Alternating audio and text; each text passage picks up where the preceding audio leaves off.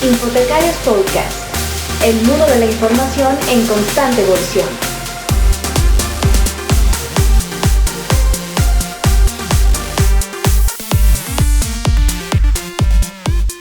Hola, ¿qué tal amigos? Muy buenos días, tardes, noches, en función de dónde nos vean o dónde nos escuchan.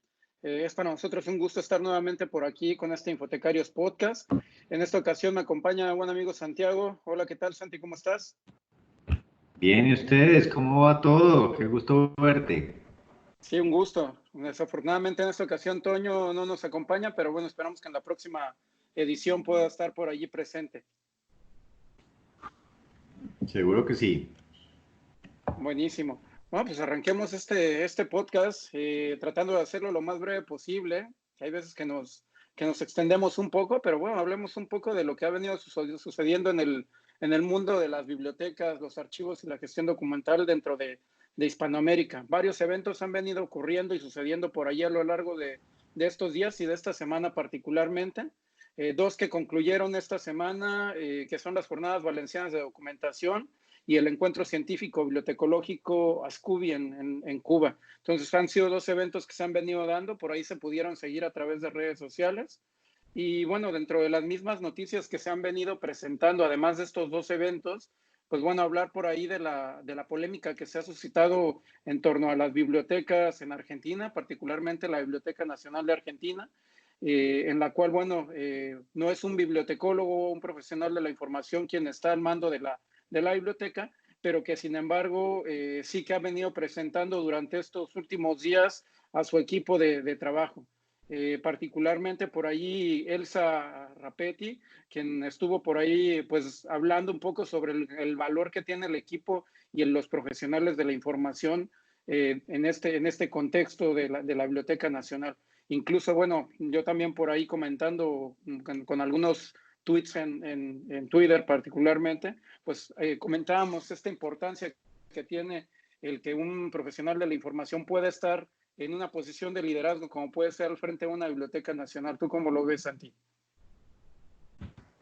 Total, yo creo que además si hacemos un repaso de las bibliotecas latinoamericanas, el tema se repite. Muchas veces los directores de las bibliotecas no son bibliotecólogos o profesionales de las ciencias de la información, y recurrentemente vemos que el Poder Ejecutivo en particular, que toma la decisión de estos cargos, pocas veces confía en los bibliotecólogos para funciones administrativas mayores. Pero eso lo vemos a esa escala y lo vemos a otras escalas. Hay que decir que en Colombia, pues la ley de bibliotecología, a propósito de que la ley de bibliotecas, perdón, que se está discutiendo ahora también en México, entiendo.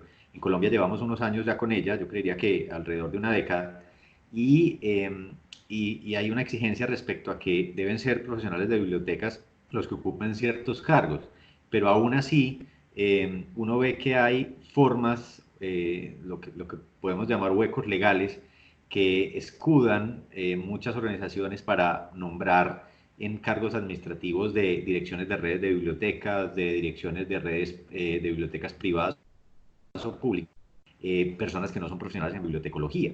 Entonces, la cuestión yo creería que tiene que ver también con la confianza que damos como bibliotecólogos, la formación que tenemos en términos administrativos, más allá de, digamos, de lo técnico y de lo que tiene que ver con la gestión del conocimiento, clasificación, catalogación, desarrollo, políticas, etcétera. Yo diría que tenemos que reforzar muchísimo la idea de ser personas administrativamente preparadas para poder ocupar estos cargos y que demos tranquilidad y brindemos tranquilidad a las personas que los eligen, ¿no? O sea, para mí hay parte, en otras palabras, para mí hay culpa de parte y parte. No podemos culpar exclusivamente a los ejecutivos que eligen a estos cargos, sino que nuestras escuelas y nuestra formación se ha preocupado poco por esa área administrativa. Y a veces me da la impresión también de que es un poco el aspecto de socializar, de estar un poco más de cerca en los aspectos políticos y sociales de los mismos países. Y eso yo lo hablo un poco en función de la experiencia que se vive hoy en día en México.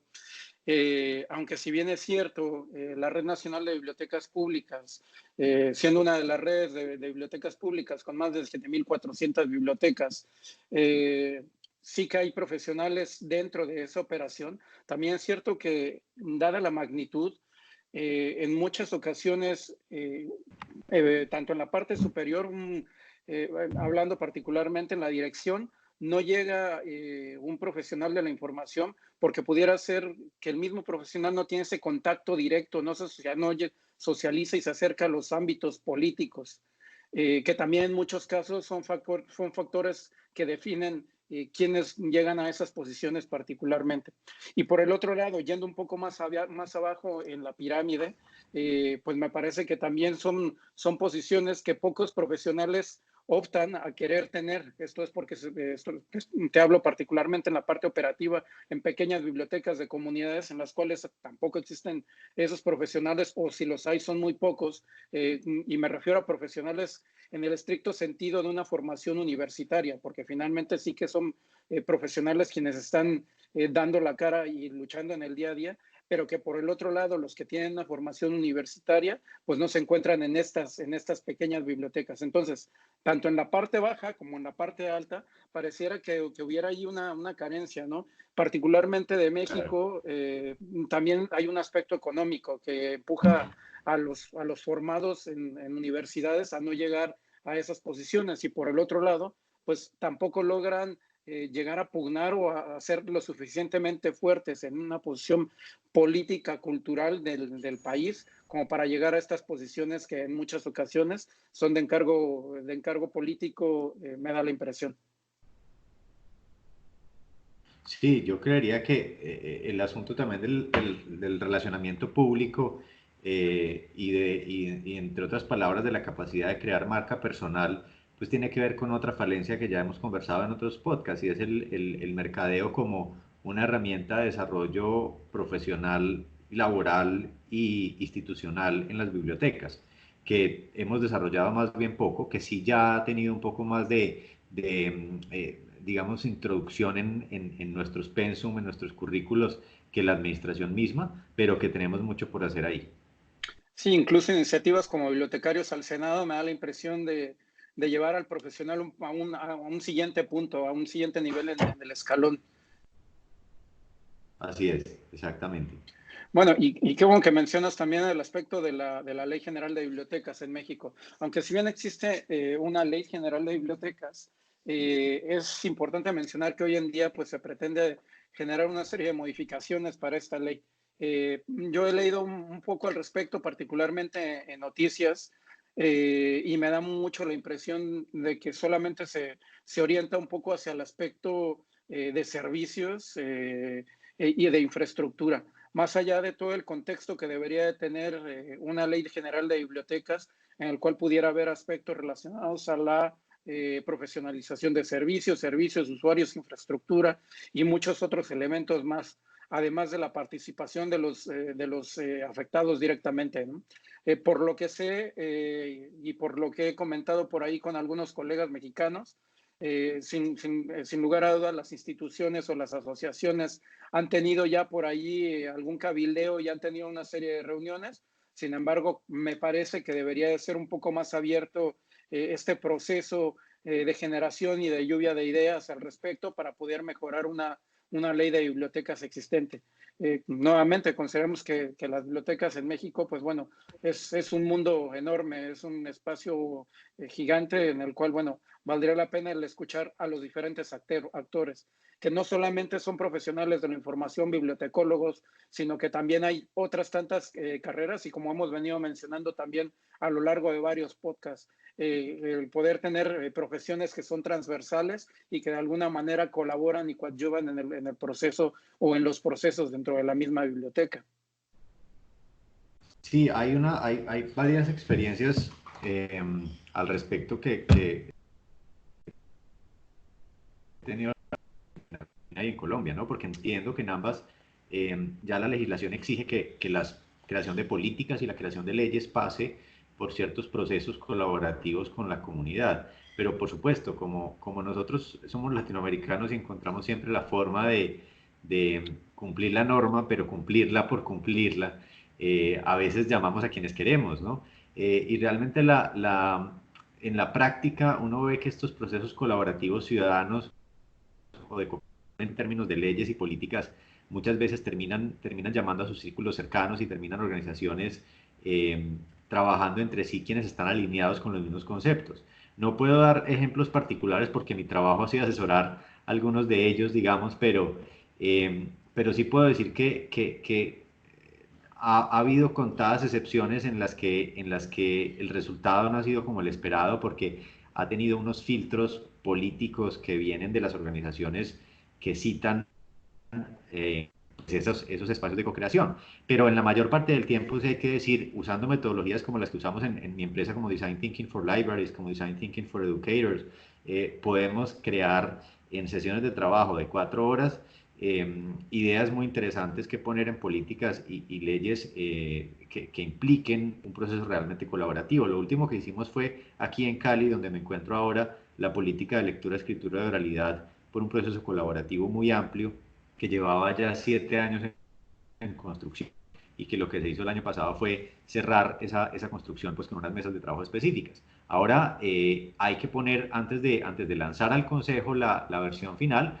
pues se va a volver a poner en discusión, digamos, con organizaciones claves que ya tienen experiencia en esa área, que es lo que también habría que hacer en el caso de la legislación que toca bibliotecas o bibliotecólogos, poner en consideración de las asociaciones, incluso de pares internacionales, que muchas veces no se hace porque pues, no se exige toda la inteligencia colectiva de los bibliotecólogos en una ley como esta. Sí, sin duda. Y bueno, hablando de México también, no sé si has escuchado ya por ahí del famoso avión biblioteca, que ha dado mucho de Pues qué he hablar. escuchado del avión y de las rifas y de los memes y de todo lo demás, pero no había escuchado la propuesta de biblioteca, esa sí no la había escuchado. Sí, mira, recién en una comunidad de escasos recursos en la Ciudad de México ha sido lanzada una iniciativa por parte de la red de bibliotecas, particularmente con apoyos gubernamentales o con fondos gubernamentales, y ha sido lanzada por ahí una propuesta de un avión biblioteca. Este avión biblioteca básicamente es un avión que se utilizó básicamente la estructura del avión se colocó dentro de una plaza principal o dentro de un centro neurálgicamente central dentro de la comunidad, y este avión se convirtió en biblioteca básicamente. Dentro de esta expectativa, pues este es el primer avión biblioteca que se genera en este proyecto particularmente, el cual se genera en la delegación Iztapalapa, que es una de las colonias marginales, por llamarlo de alguna manera, dentro de Ciudad de México, de las delegaciones con escasos recursos. Y bueno, esta es parte de uno de múltiples aviones. Se espera que se generen por ahí 6 aviones, si no mal recuerdo, y un barco incluso. Entonces, esta estructura del avión se convierte tal cual en una biblioteca, la cual, bueno, además cuenta con equipo de cómputo, y este primer avión se denomina Utopía. Dentro de las características que yo he visto sumamente interesantes y que la verdad me encantaría poder visitarlo, ahora mismo no puedo, pero ahora que pueda estar por ahí por México me encantaría visitarlo. Y una de las características interesantes es que a los lectores que lleguen a leer 10 libros les van a permitir acceder o el ingresar a un simulador de vuelo que se encuentra dentro del mismo avión. Genial. Entonces es muy curioso y muy interesante. Adicionalmente a ello, en esa área en la cual se encuentra el avión, pues de igual manera se generan talleres, se dan algunos cuentos, se atrae a la comunidad de alguna manera para tratarlos de integrar. Un poco como lo hacen los parques biblioteca en Medellín particularmente, pero en este Sí. caso el concepto del envoltorio o el edificio particularmente, pues no es nada más y que otra cosa, nada más ni nada menos que un avión particularmente. Entonces, está Claro. súper interesante. Bueno, interesante que fuera un avión en funcionamiento, ¿no? Es decir, que pudiéramos pues convertir el avión presidencial mexicano en una biblioteca rodante, porque claro, el asunto es que México, siendo un país con la extensión que tiene pues muchas zonas que seguramente disfrutarían de servicios bibliotecarios innovadores en un avión como este. Pero creo que esa sería una de esas posibilidades que no pasarían la prueba pública, ¿no? Y la prueba el presidente, ¿no? Porque AMLO, entiendo, está buscando realmente... Sí, sin duda, es un poco, tal cual como se llama el proyecto de este avión, que es Utopía, esa también sería una utopía, creo yo. Total, sería una utopía, así es. Muy bien. Y hablando de eventos, hay una serie de eventos que se vienen este año, ¿no? Que recién estuvieron en redes sociales y en las páginas oficiales de algunas asociaciones promoviendo, ¿no? Sí, bueno, interesante, y seguimos hablando un poco de México. Una de las principales ferias del libro en México, que es la Feria del Libro del Palacio de Minería, que es, me parece que la segunda o la tercera feria más grande del país. Obviamente Guadalajara es imposible competirle finalmente por la magnitud y el contexto que tiene, muchas cosas más, pero sin embargo ya se viene del 20 de febrero al 2 de marzo, viene la Feria del Libro en la Ciudad de México, dentro del Palacio de Minería, que es básicamente un edificio custodiado por la Universidad Nacional Autónoma de México.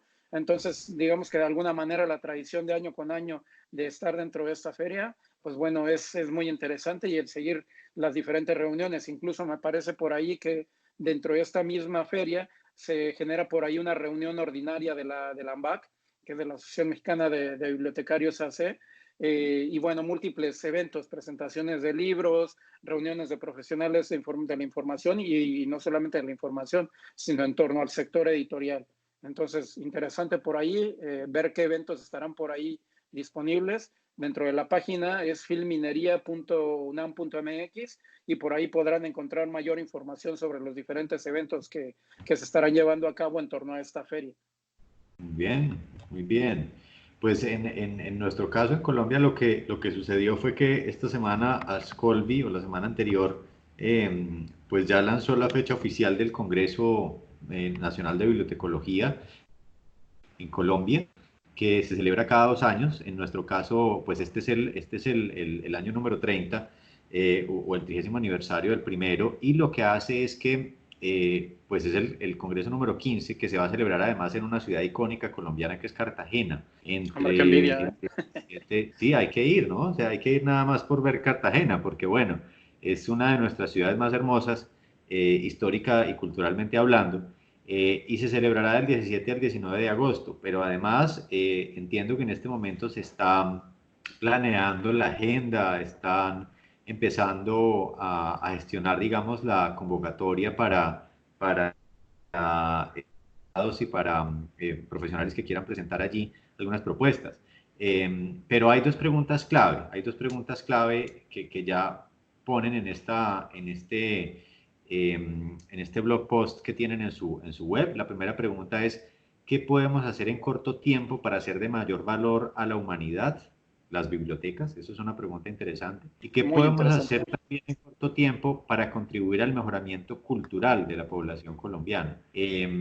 Son dos asuntos claves. El primero en particular, darnos el valor que tenemos como bibliotecas y bibliotecarios para la sociedad.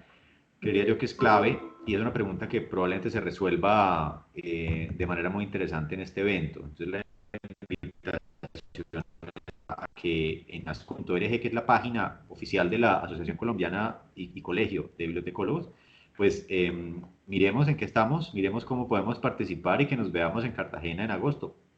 Hombre, sería fabuloso poder encontrarnos por ahí. Y en caso de no encontrarnos, pues bueno, esperemos que tú por ahí por lo menos nos puedas contar un poco. Aunque también por ahí ya hemos estado por ahí preguntándole a Joana Jaramillo, a ver si por ahí nos pueden contar un poco más sobre este evento. También entiendo que por ahí tendrán una reunión ordinaria por ahí a finales de este mes, ¿no? Me parece, creo que el Sí, 26 de febrero tendrán por ahí una reunión de afiliados. Entonces, interesante ver que nos pueden ir contando sobre las actividades que están llevando a cabo. Y bueno, un poco por complementar también, la AMBAC también ya lanzó por ahí su página en relación a sus jornadas de biblioteconomía, que también ya son una tradición el estar por ahí en estas jornadas. Las jornadas de AMBAC se llevarán del 20 al 14 de mayo. Estas se llevarán a cabo en la ciudad de Puebla. Qué chula es Puebla, dicen por allí. Y bueno, pues por ahí estarán tratando diferentes temas como Maker Spaces, Learning Commons, Web Semántica, el movimiento GLAM y algunas otras tantas cosas. La página de AMBAC, particularmente ellos son ambac.org.mx y ahí podrán encontrar la información relacionada a estas jornadas de biblioteconomía que llevan el lema las bibliotecas informadoras, formadoras y transformadoras en el contexto del desarrollo sostenible. Regularmente suelen utilizar unos lemas muy, muy fáciles de recordar, pero bueno, interesante por ahí esta reunión. Y bueno, pues a darle seguimiento por ahí en lo que vayan haciendo más adelante. Y bueno, en relación a Scolby, pues preguntémosle por ahí a Joana a ver si nos da una pequeña entrevista y nos cuenta un poquito más cómo se van planteando estas jornadas en Cartagena. Total, y yo creo que en esta época en particular y hasta aproximadamente hasta finales o mediados de marzo es que empiezan a recibir muchos de los eventos nacionales e internacionales propuestas de pósters. En particular ya casi todos los de IFLA se cerraron, pero por ahí hay un par todavía abiertos recibiendo póster y paper para la presentación anual, para el Congreso Anual de IFLA. Entonces yo creo que hay que poner atención en esas agendas, en esos calendarios internacionales si se quiere participar. Entiendo además que tenemos una aliada Infotecarios que ha creado un muy buen calendario de eventos al que hay que echarle un ojo, ¿no? Sí, sin duda, e incluso por ahí dentro de la misma revista que se lanzó por parte de Infotecarios, tanto en la parte digital como en ambas digitales, en la revista como en el blog, encontramos por allí el calendario que nos compartió nuestra amiga Claudia Escobar. Y bueno, es un calendario por demás interesante, además de algunos vínculos por ahí a otros calendarios de eventos profesionales, tanto en el aspecto de bibliotecas como en el aspecto de investigación y ciencia. Entonces vale la pena por allí darle un vistazo. Como mencionas y de buena manera, pues sí, ya se van cerrando por ahí las posibilidades para poder compartir en el próximo Congreso de IFLA. Pero sin embargo por ahí hay algunas opciones todavía y además de IFLA pues también como empezamos con Argentina también tratar de ir cerrando un poco con Argentina nuevamente porque por ahí están también la 52ª reunión o la 52ª reunión de bibliotecarios en Mendoza, Argentina. Entonces por ahí darle seguimiento que también ellos ya están muy fuertes y próximos a llevar a cabo su evento. Han estado por ahí compartiendo información sobre algunas reuniones adicionales que se presentarán en torno a esta misma reunión, hablando particularmente de bibliotecarios en reuniones de bibliotecarios nacionales, de bibliotecarios dedicados al aspecto de ciencia y tecnología, etcétera, pero que bueno, estarán ahí muy de la mano el próximo mes de mayo en estas reuniones de ACBRA y de la 52 Reunión Nacional de Bibliotecarios en Argentina. Muy bien, muy bien.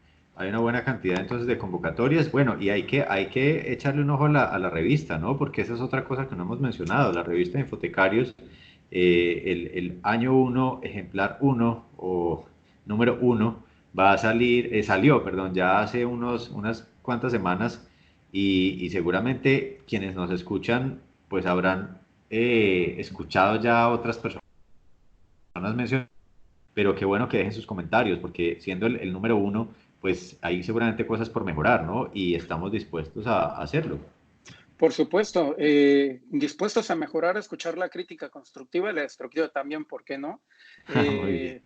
Pero también hacerles la atenta invitación y mencionar que por ahí está ya la política editorial y los elementos que se requieren para poder compartir dentro de esta revista en el próximo número, que será cuatrimestral inicialmente la periodicidad que tendrá esta revista, así que todos los colegas que deseen compartir o que tengan algo que compartir, pues bueno, está abierta la puerta para poder colaborar y compartir dentro de esta revista. Y desde luego dentro de Infotecarios, que siempre estamos abiertos para más colaboradores y poder cubrir de mejor manera toda la región latinoamericana e hispanoamericana también.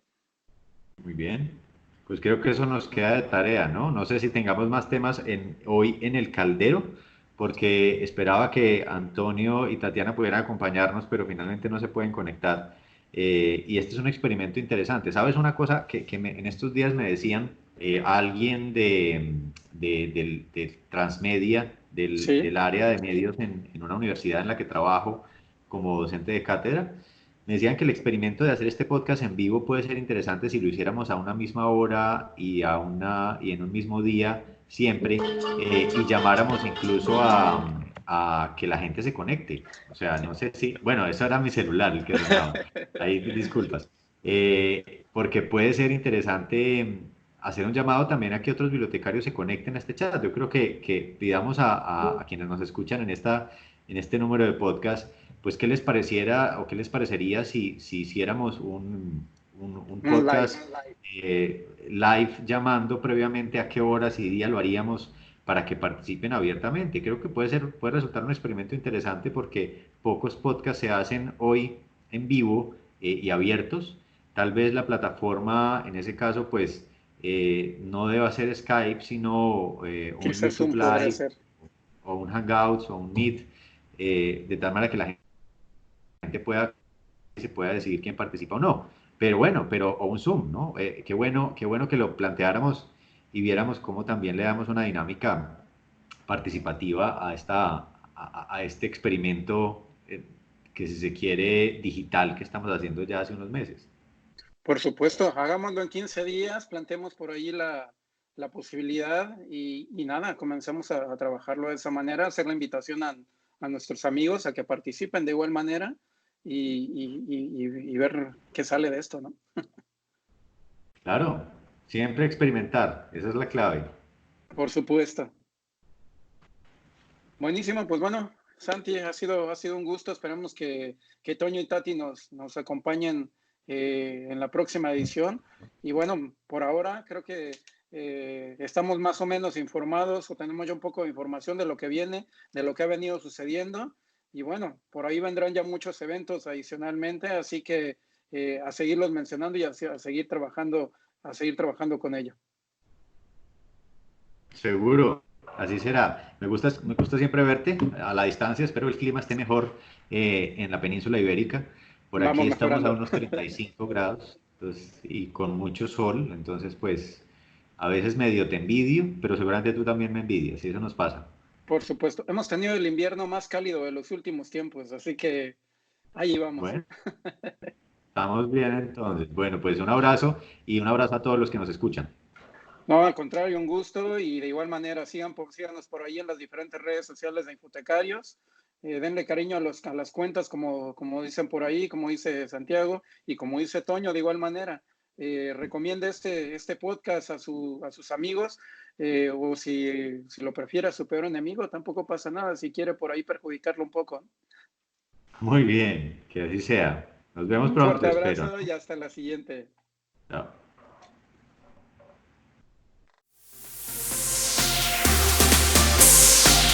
Infotecarios Podcast, el mundo de la información en constante evolución.